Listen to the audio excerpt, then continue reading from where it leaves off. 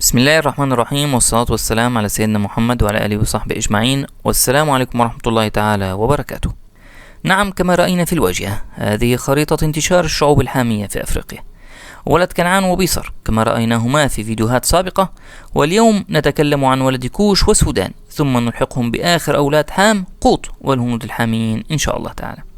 أي أن هذا الفيديو تكميلي لفيديوهين سابقين يرجى مشاهدتهما لتكتمل الصورة، وتجدون رابطيهما في الوصف. وقبل البدء يرجى الدعم بإعجاب واشتراك تشجيعا لنا على الاستمرار، وعلى بركة الله تعالى نبدأ. بسم الله. في الحقيقة لقد اعتنى الأثيوبيون كثيرا بتاريخهم، وسجلوه تماما كعناية العرب والقبط والفرس، فكانوا أكثر من اهتم بالتفاصيل من الشعوب الأفريقية، فسجلوا قوائم بملوكهم منذ بدء الخليقة وحتى آخر ملك في القرن الماضي، أي حديثا جدا. تخيلوا كل تلك الفترة وهم محتفظين بقوائم الملكية عندهم، وتسمى Regional List of Legendary Kings.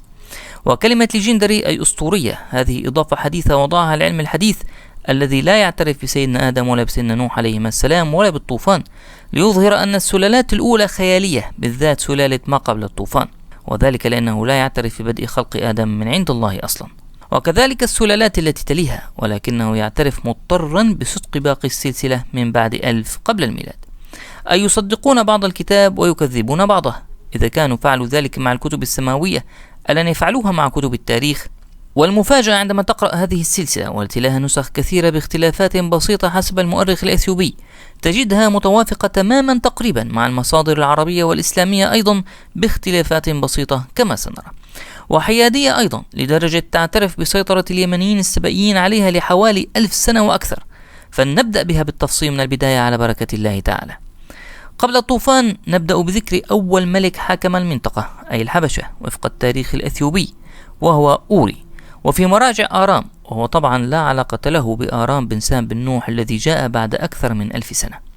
وبينما يذكر المسعودي في أخبار الزمان أن هناك من سبقه وهو بقراويس أو نقراويس الأول والثاني، ويرد اسمهما في كتاب مرتضى بن العفيف كراويس الجبار وهو الأول وتكارس، ولكن المراجع الأثيوبية لا تذكرهما، وتبدأ من بعدهما بدءا من أوري كما قلنا كأول ملك يذكر في تاريخهم، حيث حكم بين 4530 إلى 4470 قبل الميلاد. والسبب الغالب أن أوري هو الذي اختص بالجنوب، بينما بقراويس كان لكل المنطقة من مصر. ثم تلاه ابنه جارياك الأول، ثم ابنه الآخر جانكام أو حفيده أي ابن جارياك، وحكم لما يزيد على 80 سنة بين 4400 تقريبا إلى 4320 قبل الميلاد. وقد ذكره المسعودي باسم أنقام الكاهن، حيث ورد أنه رأى أن هناك طوفانا قادما في المستقبل، فبنى قصرا من الحديد والبرونز عند جبال القمر الشهيرة عند منبع النيل. وذكر بالترافق مع كونيا الراهبة في أخبار الزمان أو بورصة كما سميت عند مرتضى وفي التاريخ الأثيوبي الذي يعدها ملكة. ليليها جارياك الأصغر أو الثاني، وهو المسمى عرباق الشهير في المراجع العربية، وتاريخه وزمنه بين 4250 إلى 4200 تقريبا قبل الميلاد، نقرب الأرقام في الكلام للتسهيل. ثم الابن، ثم ابن الابن، كما نرى أسماءهم واختلاف نطقها بين مراجعنا العربية والإسلامية وبين المراجع الأثيوبية، حتى نصل لسنفرو، ثم زين الزمان أو زينب زمين، وقد ورد اسمه هكذا زين الزمان بالحرف مع ترجمتها أيضا في المراجع الأثيوبية، أي هذا ليس اسما معربا، هكذا اسمه في المراجع الأثيوبية تماما.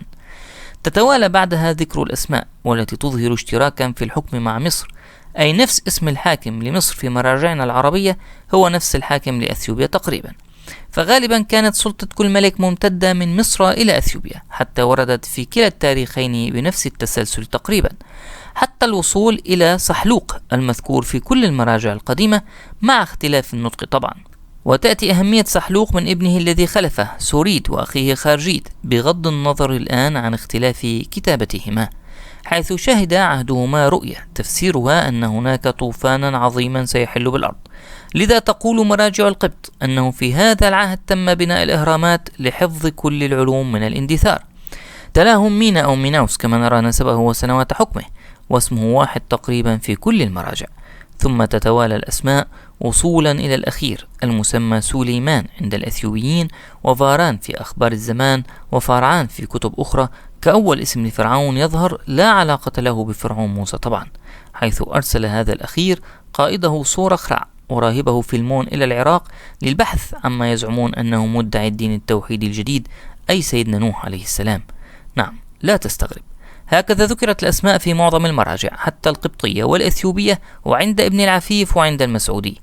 بل وتابعوا أن فيلمون آمن بسيدنا نوح وبقي في العراق، حيث كان ممن ركب مع عائلته السفينة لاحقا مع باقي 80 شخص المؤمنين في زمن سيدنا نوح عليه السلام ليعود إلى مصر بعد الطوفان، ولكن لم يكن له إلا بنات، فتزوجت من ذرية بيصر بن حام بن نوح.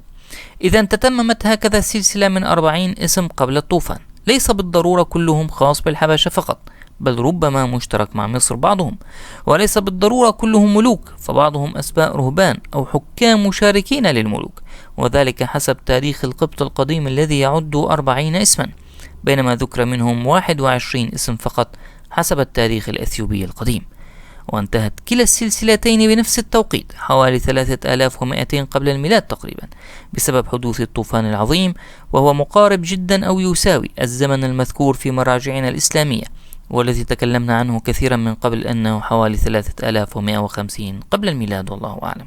بعد الطوفان أيضا تكلمنا كثيرا، لذا لن نعيد عن الاستقرار الأول في بابل وبدء التناسل ثم بدء الهجرات بشكل خفيف أثناء حياة نوح وأبنائه، فكان حام من المغادرين لأفريقيا يجول بها حتى وصول نمرود بن كنعان بن حام وحدوث قصة بلبلة الألسن لتتتمم الهجرات بعدها ويلحق أبناء حام به لأفريقيا، فكان كلما وصل قسم فلقوا أباهم أقاموا هناك ثم غادر حام وتركهم مستقرين فيها، وهكذا. فكان أول من وصل أثيوبيا كوش بن حام، وتذكر المصادر الأثيوبية أن حام بقي فترة فيها، وتؤكد المصادر العربية أنه انتهى بعد ذلك لبلاد المغرب الأقصى وتوفي هناك ودفن في موضع أصيلة عن عمر 441 سنة حسب المسعودي في كتاب أخبار الزمان. إذا كوش أول من وصل أثيوبيا، وكان ذلك بعد البلبلة أي حوالي 2650 قبل الميلاد. وفعلا تذكر جميع المصادر الأثيوبية القديمة التي وضعت تسلسل الملوك من بدء الخليقة إلى اليوم أن الفترة ما بين 3250 إلى 2700 قبل الميلاد فترة لا حياة فيها في أثيوبيا ولا ملوك طبعا، وتسمى فترة الفجوة، وتقول أنها الفترة بين الطوفان والهجرات بعد البلبلة. إذن الأول بعد الطوفان هو كوش، والذي بقي إلى حوالي 2635 قبل الميلاد، ولذا اللغة التي سادت نسبت لاسمه الكوشية، حيث استقر أولاده وذريته هنا بما عرف بالسلالة الكوشية. وخلفه أخوه أو ابنه قوط، ثم تلاه ابنه الأشهر أو ابن ابنه حبشي. طبعا النطق بالأثيوبية يختلف قليلا جدا، فبمراجعهم هبسي، وبالمراجع الإنجليزية كذلك نطق قريب منه، ولا داعي لنقول لكم أن هذا هو السبب في تسمية المنطقة بالحبشة نسبة له، وكذلك بالإنجليزية أبيسينيا. واستمر الحكم بيد حبشي، وذلك إلى أن انتهى حكمه حوالي 2550 قبل الميلاد ليخلفه أخوه سبتة، والبعض يقول عمه سبتة بن كوش.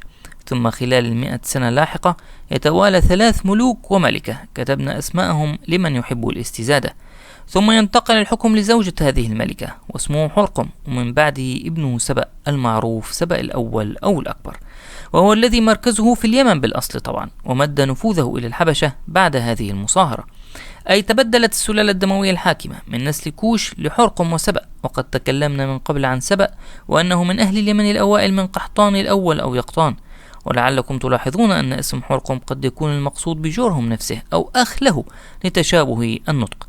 وبينما تقول المصادر اليهودية أنه أيضا من ولد كوش بن حام، إلا أن المصادر العربية تضع سبأ من ولد يقطان بن عابر من ولد أرفشخذ بن سام. وقد تكلمنا عنه عن غزواته الكثيرة التي جاب بها الجزيرة والعراق والشام، وقلنا أنه المكافئ لسارغون الأكادي ويطابقه بكل شيء كسنوات حكم وإنجازات وغير ذلك، في فيديو كامل تستطيعون مشاهدته في قناتنا بفضل الله تعالى، حيث ذكرنا بناءه لإمبراطورية كبيرة وقتاله للحاميين في الشام ودفعه لهم ونقله لباقي ذرية كنعان من ولد آرام إلى الشام حتى سميت أرض كنعان بمن فيها. وفعلا يؤكد التاريخ الأثيوبي نفسه أنه خلال تلك الفترة كانت الهجرات من أرض كنعان مستمرة، فجاءهم السينائيون نسبة لسينا من ولد كنعان، وجاءهم الأرواديون نسبة لأروادي بقيادة ملكهم عينار، وهم جاءوا من أرض كنعان سواء من الحاميين أم من نسل كنعان السامي، وأخيرا الزماريين أيضا من كنعان. وكل الشعوب الثلاثة السابقة تشكل إلى اليوم أقليات في أثيوبيا، حيث من أحفادهم اليوم الشنجلة والقيمانت والويتو. لاحقا يكتمل توالي الحكام بغض النظر عن تفاصيل أسمائهم، المهم تتوالى الهجرات السامية لدرجة أن التاريخ الأثيوبي يذكر بالحرف الأقوام التي جاءت من اليمن ومن نسل من وأين استقرت، كذرية أوفير في أوغادن، وذرية عبال في عدال، وذرية شبأ في دكراي، كلهم من ذرية قطان من أهل اليمن الأوائل من ولد أرفشخذ من ولد سام. ولذا انتقلت اللغة الجازية لهنا كاشتقاق عن اليمنية القديمة، وهي لغة سامية بامتياز باعتراف جميع الكتب والمصادر القديمة والحديثة، تشبه العربية القديمة والأكادية بشكل كبير جدا، وتفرعت منها الأمهرية والتيجرية وغيرها. واكتمل التواجد السامي بقدوم الهكسوس من ولد آرام بن سام كما سبق وقلنا، هكذا يسميهم التاريخ الأثيوبي. نحن نعلم أن الهكسوس دخلوا مصر شمالا حوالي 1700 إلى 1550 قبل الميلاد تقريبا، بينما يذكر التاريخ الأثيوبي أنهم دخلوها من باب المندب غالبا حوالي 2000 قبل الميلاد، وأن أول ملوكهم اسمه أخوناس. وبكل الأحوال فقد كانت الفترة فترة انتشار ولد آرام خارج الجزيرة فعلا، بما فيهم العموريين وغيرهم من إخوان الهكسوس، على أن بعض المراجع الأثيوبية ترجع نسبهم ليقطان نفسه، وتسمي الملك بسبأ الثاني أو تعتبره لقبهم. وبغض النظر عن هذا الاختلاف في المراجع بينهم، فالاتفاق بمجموعهم أن هذه السلالة أيضا قدمت من اليمن، وسموها السلالة الأجازية أو الأجازيان داينستي أو مملكة يقطان السامية، ويعتبرون أنها خلفت ما قبلها على إثر غزو ملك الهند راما للبلاد، والذي تحالفت مع هذه السلالة فحكمت بعد غزوه. بعد أخوناس أو سبأ الثاني انتقل الحكم لخلفه، وهكذا وصولا لصابئ الثاني، وبعده إلى إثيوبس الأول. وهنا مجددا تتضارب المراجع، فمنهم من يراه حفيد أخوناس من ولد آرام، ومنهم من يراه حفيده من أرفشخذ، والبعض يقول بل هو من ذرية كوش، والبعض وفق بين الاثنين فوضع نسبه من الأم لأخوناس أو سبأ، ومن الأب حامي من ولد كوش. بكل الأحوال فقد تسمت البلد على اسمه أثيوبيا، وكان له ولد اسمه أكسوماري، وله 6 أبناء لقبوا بملاكة إكسوم، نرى أسماءهم سوم ونفاز وياجيو وكودوكي وأجورو وفارحيبة، ولكنهم لم يحكموا، بل انتقل الحكم بعد أثيوبس لابنه الآخر نواري أي عمهم، ثم وصل الحكم لتوتيميب.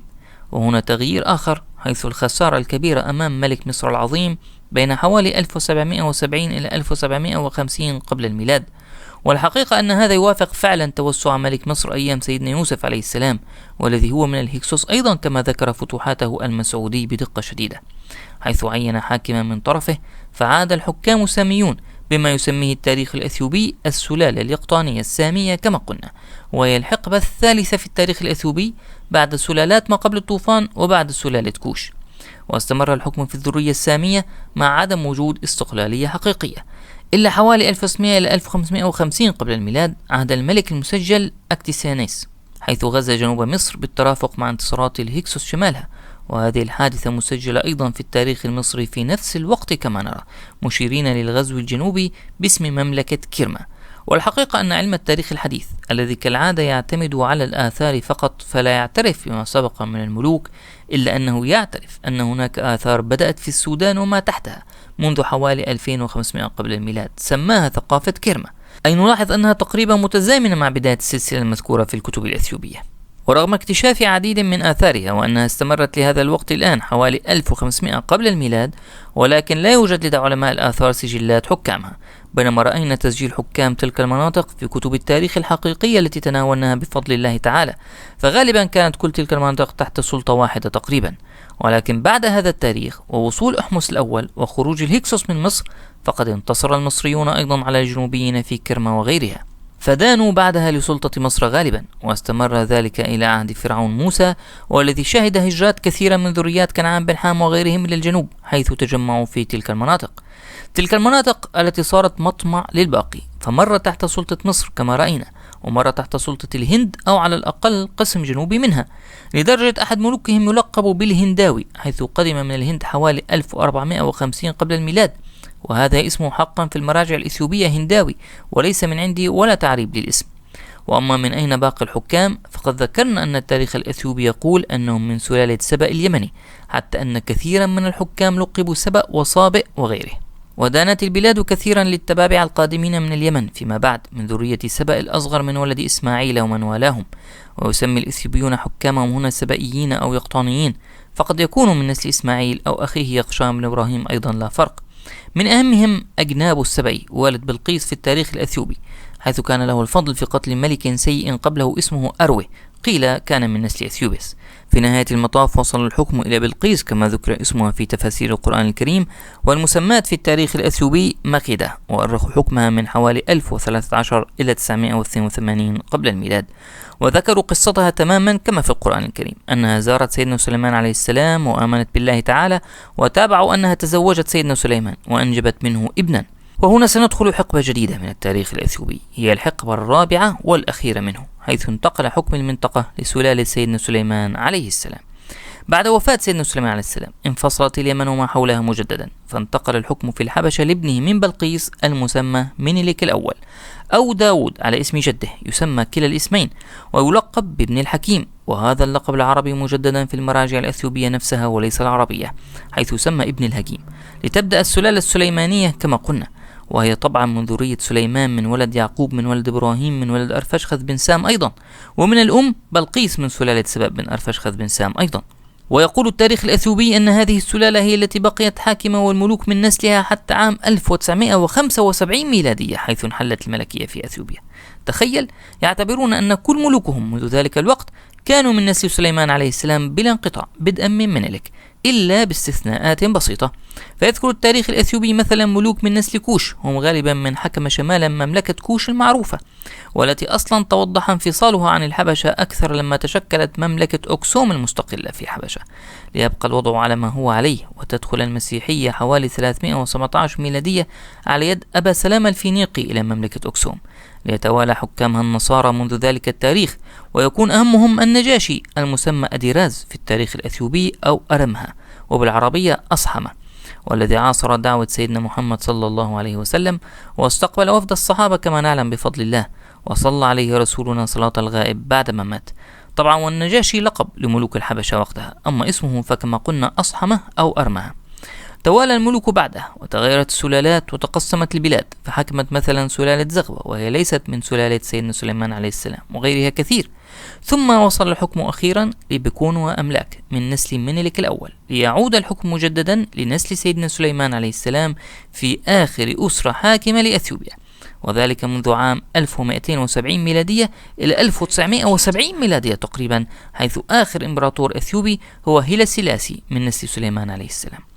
طبعا في كل ما سبق من تاريخ نحن نتكلم عن الحكام أكثر من الشعب. أما الشعب فمنذ البداية كان كوشي بمعظمه من ذرية كوش ولغته كوشية، ومع قدوم الساميين السبئيين الأرفشخذيين وحتى حكمهم صارت اللغة الجازية منتشرة في مناطق تواجدهم، بينما بقيت الكوشية هي الغالبة في البقية، ولكن الهجرات السابقة القادمة من الشرق دفعت الكوشيين إلى الغرب. واكتمل الأمر بقدوم الساميين الهكسوس من آرام، ثم لاحقا تبعية أثيوبيا لحكم سبأ اليمنية من ولد إسماعيل من ولد أرفشخذ، مما زاد في وجود جيناتهم جميعا. جين أرفشخذ جي، والذي تكلمنا عنه في سلسلة كاملة بفضل الله تعالى بما يغني عن الإعادة هنا بتفصيليه، جي 2 لذرية أقطان الأولى، وجي 1 لذرية إسماعيل ويقشام بن إبراهيم عليهما السلام. وقل من جين آرام تي، والتي كانت أكثر في الصومال كما رأينا في الفيديو الماضي. وقد ذكرنا هجرات الكثير من ذرية كنعان من ولد آرام خلال الفترات السابقة بالترافق مع ذراري حامية من أركيش بن كنعان بن حام، إضافة إلى ذراري حامية من أولاد آخرين لكنعان مثل سودان بن كنعان بن حام، وشرحنا تفاصيلهم في فيديو خاص بذريته بفضل الله، حيث تجمعوا هنا في منطقة التجمع المؤقت كما رأينا، فانتشرت أيضا جيناتهم ولغتهم قبل أن يكمل معظمهم الهجرات إلى غرب أفريقيا كما رأينا من قبل. لكن من تبقى منهم حامل لجينات كنعان بن حام بأطيافها، لذا نجد جين E38 و E2 وغيره بكثرة في إثيوبيا، وقلة من جينات الفلاني تي وجينات الهوس الأصلية R1B. هناك أيضا باقي أطياف جين E78 من متفرقات من نسل بيصر، سواء من أهل مصر أو أهل الصومال، أي من القبط والبنط وغيرهم، بسبب الهجرات البسيطة واستقرارهم شرق أثيوبيا، كما وجدنا في ذرية بيصر بن حام بالتفصيل من فضل الله تعالى. طبعا تأثر الوافدون باللغة الكوشية لأنها أول لغة بهذا المكان، فبقيت مهيمنة حتى صارت اللغة السائدة جنوبا عند غير الكوشيين. إذن الأعراق الرئيسية الموجودة في أثيوبيا تنتسب لسلالة كوش بن حام، زائد كنعان وبيصر بن حام أصحاب جين إي، زائد أرفشخذ بن سام صاحب جين جي، وقلة من آرام بن سام على جين تي. إذن حتى نعرف جين كوش يجب أن نلقي بنظرة على توزع جينات أثيوبيا، فنرى كل جين يتبع للذرية الموافقة بالتفصيل الشديد بفضل الله تعالى كما ذكرنا لكم. سلالة أرفشخذ بفرعها جي 1 وجي 2، وخاصة جي 1 سلالة السبائيين من إسماعيل عليه السلام، والغائبة عند يهود أثيوبيا فقط.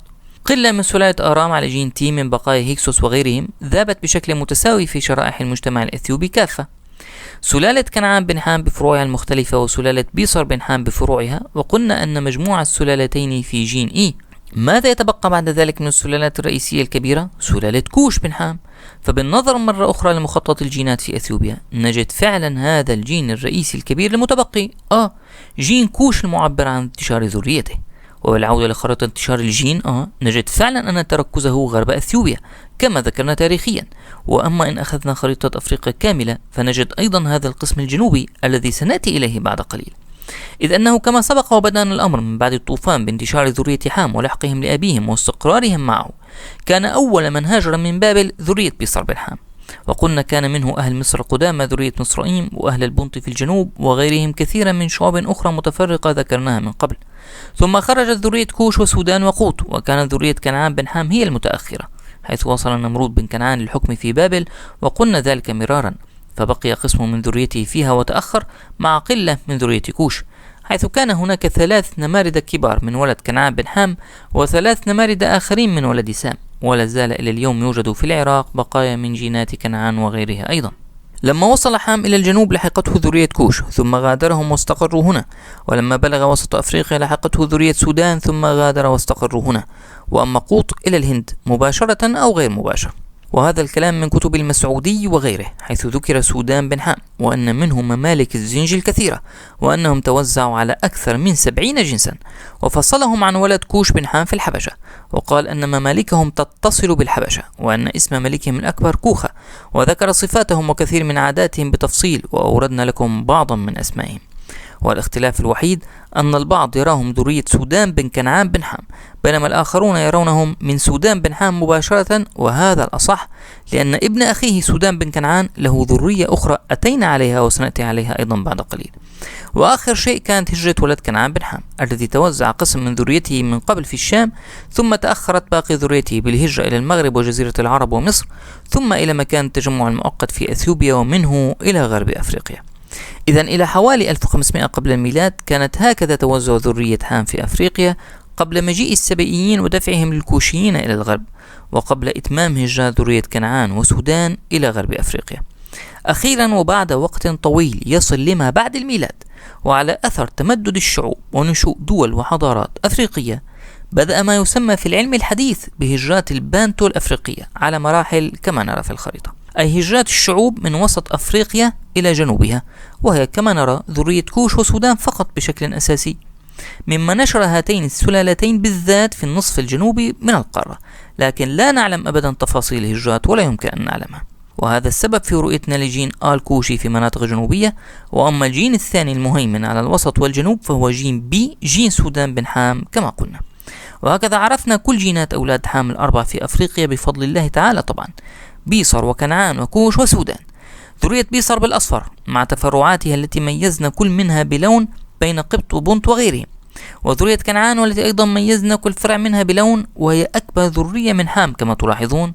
وتمييزا عن ابن أخيه فهذه ذرية سودان بن حام مباشرة بالبيج الداكن، والتي انتشرت جنوبا أكثر كما قلنا، بالترافق مع ذرية كوش التي أسهبنا في الحديث عنها في هذا الفيديو باللون الرمادي بفضل الله. وهذا هو مجموعهم، ولكن في الحقيقة يتبقى ولد آخر هام لحام هو قوط، وقد ذكرناه اليوم في الفيديو، حيث قيل أنه بقي في بابل بداية ثم توجه أو ذريته للهند والسند، في حين قال البعض بل جاء مع أخيه كوش ثم توجه ذريته إلى الهند والسند. المهم إذن إجماع المؤرخين أن ذرية قوط توجهت للسند والهند، بل هناك إجماع أيضا أن هذين الاسمين الهامين يعودان لابنيه، بغض النظر عن تفاصيل الأسماء بينهما وبين قوط، حيث توجهت ذريتهما لشبه الجزيرة الهندية واستقرتا فيها دون أي مناطق أخرى في العالم، أي حصر في الهند وما حولها. إذن لابد لها جينها الحامي المميز الخاص بالهند فقط. طيب لو نظرنا لجينات الهند لوجدنا توزع المجموعات الجينية فيها كالتالي كما ترون، فلنقسمهم حسب اتجاهات الهند الأربع. سنجد أن من أكبر الجينات فيها جين جي، وهو جين أرفشخذ، مشترك مع كل هذه المناطق كما تكلمنا من قبل، وذريته في الهند من ولد توقير من ولد يقطام من عابر بشكل أساسي. أيضا هناك جين ال، وهو جين لاوذ وعيلام كما رأينا في الفيديو الماضي بفضل الله تعالى، ورأينا اشتراكه مع باقي ذريته في فارس وغيرها. أما جين كيو فهو قليل، موجود فقط في الشرق وقليلا في الشمال، وسنرى أنه يمثل ذرية توغارما في الفيديو بعد القادم إن شاء الله تعالى. وواضح أنه غير خاص بالهند من هذه الخريطة، فكما نرى تركزه في القارة الأمريكية تقريبا. إذا بعد الاتفاق على الجينات السابقة وبغض النظر عن باقي الأقليات الآن، يتبقى أكبر جينين وهما R1A و H. أما R1A فهذه خريطة انتشاره كما ترون، فهو ليس خاص بالهند بل مشترك مع شعوب سلافية وشعوب وسط آسيا، فحكما ليس جيننا المنشود، وهو يعبر في الحقيقة عن ذرية ماشح بن يافث كما سنراه في فيديو قادم إن شاء الله تعالى. وهذا القسم من شعوب الهند التابع له مسمى خطأ شعوب آرية، وهو أكبر جين فيها.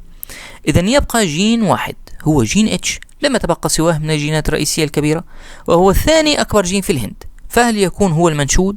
فلنرى توزعه. هذا هو انتشار جين H في العالم.